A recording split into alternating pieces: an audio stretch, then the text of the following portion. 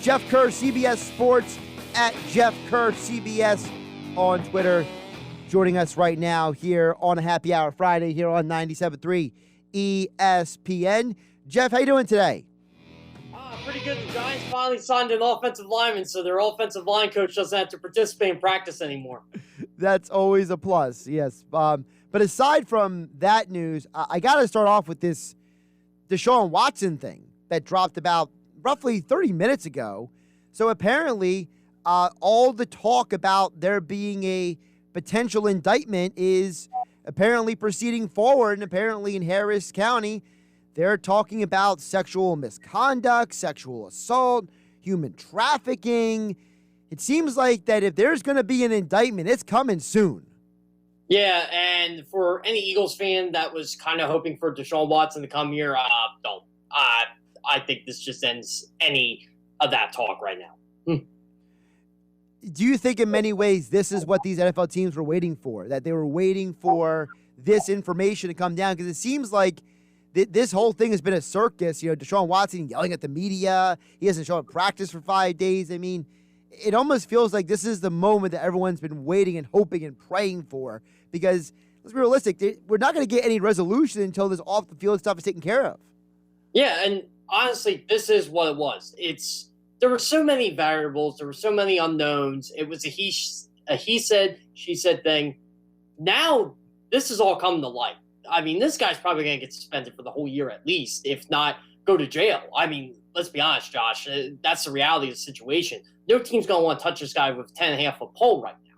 So, in my eyes, it's any team that was kind of holding out hope, or the Texans were kind of holding out hope for a team to trade for Deshaun Watson and take this problem off their hands. It wasn't going to happen. By the way, I got a little upset at Watson yesterday for saying those comments to the media. Does he know anything he says right now does not help him, even if it's the most meaningless thing? If he would have just looked at those guys and, whoever's taking photos of him or whatever, if he just looks at them, you can't say anything. You can speculate, but you can't say anything. That's what it is. But when you say something, that's a terrible, terrible look for him. And it just looks like the guy's not remorseful. And people like me are saying this right now because he said something. Like, you can tell he's upset. You can tell he's, PO'd or whatever. I just don't get what he had to gain by saying something like what he did yesterday. When you think about overall this situation, is it almost a blessing in disguise that Deshaun Watson could potentially not play football this year, considering how ridiculous this year has gone? For the Texans, I'm sure they're happy about this right now.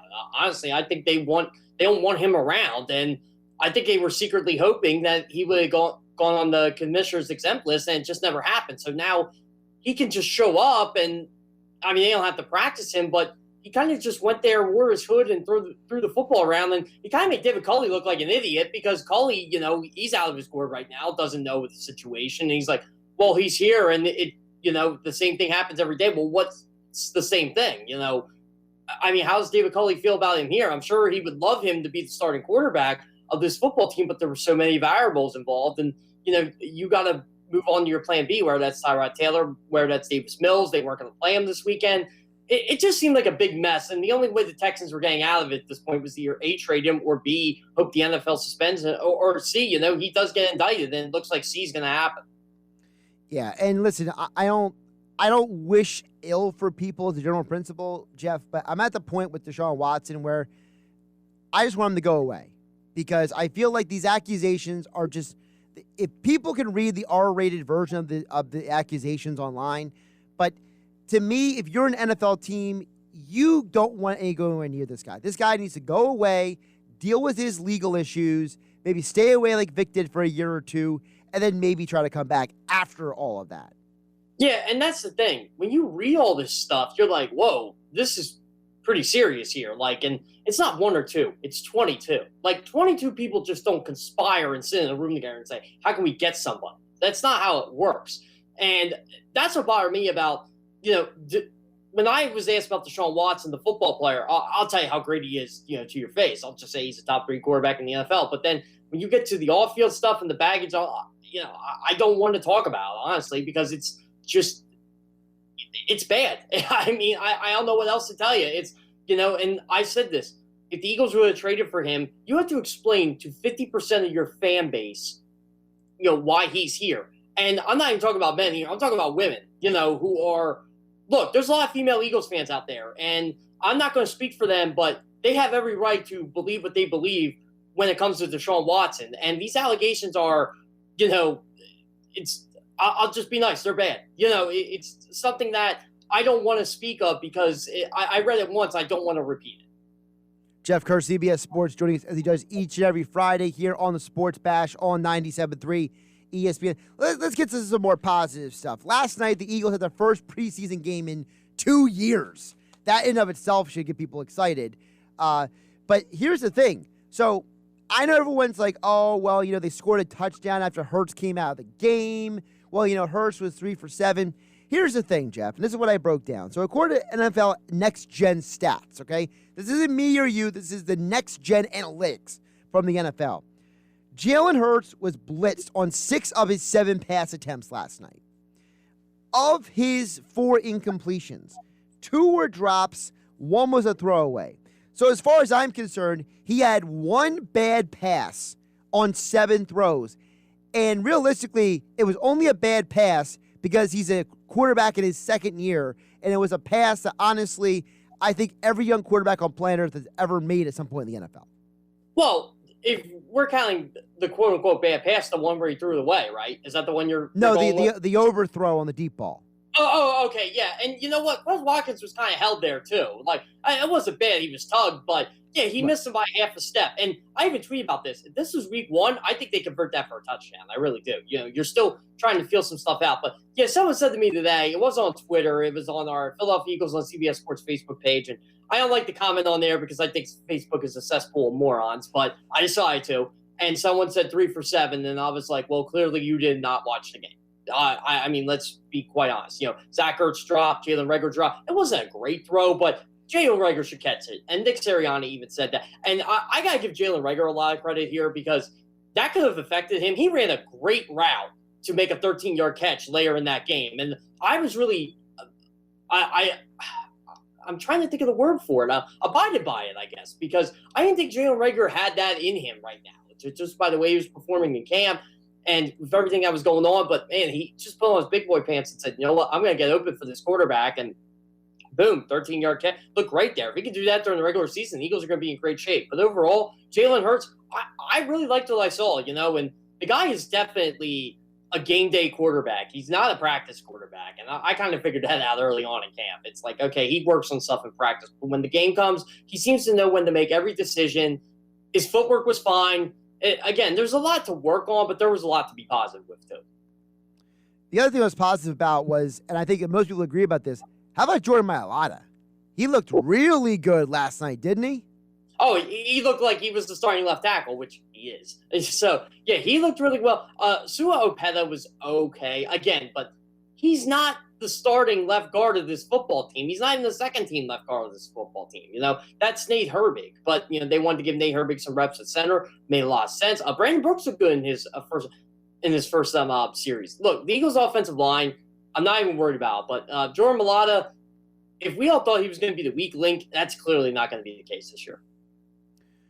Now, flipping it over, not just before we go to the defense, but to the receivers, I have to admit, I was surprised with the amount of targets the tight ends got because Jackson, Ertz, Goddard, Richard Rodgers, they all got a plethora of targets last night, way more than I expected, Jeff.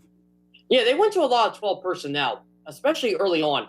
And I'm not surprised they did with the first team because if, Josh, you've been following the Eagles receivers in camp. They really haven't been good. Like, Wes Watkins is the second best receiver. And if you want to go overall, including tight ends, Zach Ertz is the second best receiver outside Devonta Smith. So I wasn't surprised they went to Zach Ertz and Dallas Goedert as much as they did early. And they probably did that too with Joe Flacco. And, I got to rewatch the game. That was one thing I wanted to do before I came on here. I'm going to do it tonight. But there was a lot of Tyree Jackson. And there was a lot of Richard Rodgers. And Joe Flacco was going to them pretty early. And I think it was more of getting their reps in and kind of running the short and intermediate routes. Because, look, let's be honest. They were 7 to 10 yard plays. They're free plays for those guys. And they were able to convert them. And I don't think we're going to see as much 12 personnel during the year as we did last night, but I think it's definitely going to be part of the Eagles' offense, especially if that's going to help them move down the field. Jeff Kerr, CBS Sports, joining us here on the Sports Bash on 97.3 ESPN at Jeff Kerr, CBS on Twitter.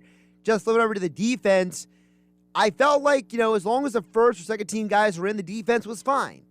It's when the other guys came in, the defense couldn't do anything right, it seemed like. So, you mean the preseason game? Well, right. Well, but you know how people are. People like, I can't believe they lost this preseason game. Did you see how open that guy was? We know how people are. They lose their minds over the stupidest stuff. But listen, what were your thoughts, first of all, on the linebackers? Because I thought that, I got to admit, I was surprised with the amount of reps some of those guys got. I understand there's some injuries out there, but it seemed like Singleton, Edwards, and Bradley got a ton of run last night. Sean Bradley had 79 snaps. He was the most. I think he only missed like 5 or 6 snaps on defense the entire night. And I just think the Eagles wanted to give him an extended look because they feel he's going to be a valuable part of this team, whether that's a second team linebacker or on special teams.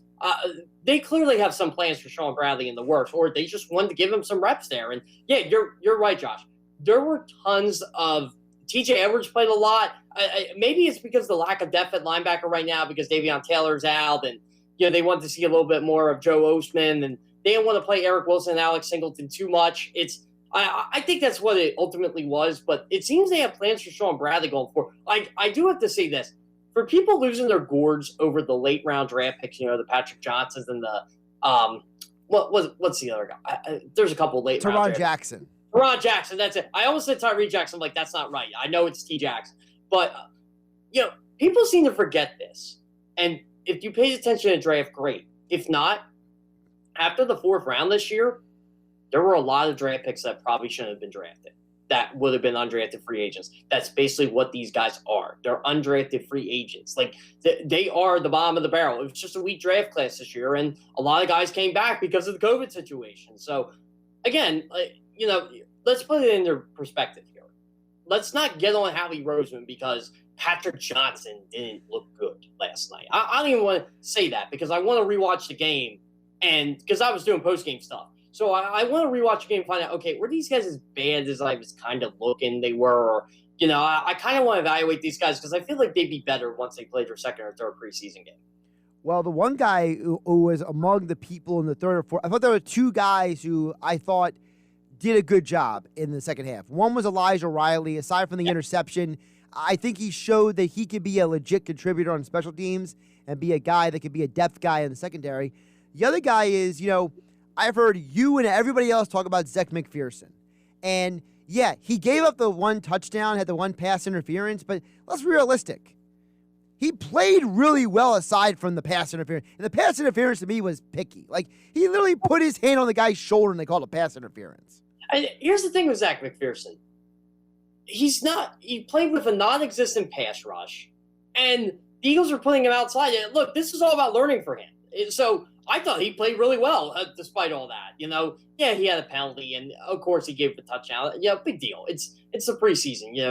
These cornerbacks, I noticed too. Some of them like to gamble on stuff, like if they can. Like, I'm sure when Dwayne Haskins threw one up, I'm sure a cornerback or two. Look, Elijah Riley made a gamble, and he got a pick out of it. And now he probably isn't going to get among the first 5 cut. So that's the other thing, too. The Eagles got to cut to 85 on Tuesday. So that's why the third team, I thought, played as much as they did, because they want to see who should be on this roster past Tuesday, and then who's going to be on the roster past the following Tuesday, because then you got to get down to 80. So I think that's what they're looking for right now, who's going to last on this team. Now, you mentioned the cut downs. I'm assuming that is in conjunction with the inter-squad practices with the Patriots leading up to the preseason game, correct? Yeah, it is. So Tuesday at 4 p.m., they have to cut 5, no matter what. I mean, they can get rid of 5 now if they want to and just get it to 85. And maybe they might do that, but I don't know. I think they want to see what some of these guys have in the joint practices, too, because it's more reps. It's more opportunity. So who is a guy that you think kept themselves on the roster because of Thursday night? Elijah Riley, I think. I mean, I don't think he was going to be among the final 5 either, but now he's definitely not. And I think that's the key thing here. He was one of those guys where it's like, okay, where does he fit on this? Because you got Josiah Scott, you got Michael Jacquet. he played last year. Is Elijah Riley just roster filler at this point? Well, no, and he did play well in special teams too, so that's something to look out for as well. I think Elijah Riley is safe for at least one more week, and he may even be for 2 more weeks. I think Elijah Riley has played himself into that 53-man roster comparison. If not, he might be on a practice squad. I mean, he definitely got some playing time last year as well, so we know that he has some experience. And listen, I'm a little biased. I saw him a bunch at Army. I thought he did a very good job of being a tackling machine at Army, and he could always use a tackling machine on special teams, but that's just my opinion. I'm biased toward Army and Navy and Air Force players too, Josh, so I'm with you on that one. Well, listen, I get made fun of a lot because, I do a lot of sports betting segments on Football Fridays on game night usually, and I have 3 years now. I've been hitting on my college football picks. People make fun of me. I always pick the military schools in my betting picks, and I'm like, I picked them because I'm always winning the bets. So, I mean, yes, I'm going to watch Army, Navy, and Air Force because they're not just because it's good college football, but it's also winning me money for 3 years. A couple years ago, I was the bold guy who said, if Army beats Cincinnati, they will run the table. They didn't beat Cincinnati, but they did run the table. So I guess I was right in a sense. Like, if Army beats Cincinnati, they will run the table. They were that good like 2 or 3 years. I'm trying to remember what year it was. I think it was. Well, it was 2 years ago that they covered the spread and took Oklahoma to overtime. If you remember, that was the year. I think that was the year. It was year 18 or 19. They were really good both years. Yeah, and of course last year they covered the spread against Cincinnati too. So we'll throw that out there. Yeah, hey, you know what? You got to support the Black Knights whenever you get a chance. There aren't a lot of Black Knights players that make it in the NFL. So I got to root for Elijah Riley here. Jeff Kerr, CBS Sports. Give him a follow on Twitter at Jeff Kerr CBS for all your Eagles and NFL coverage. We always appreciate him contributing to us here on 97.3 ESPN. He'll be back on Monday after the weekend as the Eagles' first preseason game is in the books. The next one, next Thursday. Jeff, appreciate you jumping on. Have a great weekend, and we'll catch you Monday. I'll tell you what, Josh. I was ready for the regular season last night in that fourth quarter. I'm like, 4 more weeks. 4 more weeks. I think the fans were ready, too, because considering how loud they got. I mean, I'm watching the game on TV. There's a couple times they got ridiculously loud. So there were a couple boos last night, too. There were some boos, but, I mean, the sound coming through the television, it was refreshing, Jeff. Yeah, it was. By the way, I saw someone tweet they should have a local broadcast alternative to a national. No. I love Ross Tucker. I love the Eagles television network. No, I do not want that in the regular season. Plus, I work for a national television corporation, so no. Listen, the reason why some people probably say this is because Scott Graham was on the call. Scott Graham being the new modern voice of NFL films, and he's on Westwood One all the time. The voice does create some endearment for people. I miss Scott Graham doing Phillies games, though. It's been 20 years and I miss Scott Graham. How crazy is that? Hey, he's got that voice, man. You when you hear it, you know it's Scott Graham, man. Oh, I know. And I think that's why we love the Eagles television network so much. I missed Jaworski on there before they got Ross Tucker, so. Yeah. All right, Jeff, good stuff. Have a good weekend. Yeah, sounds great. Thanks, Josh.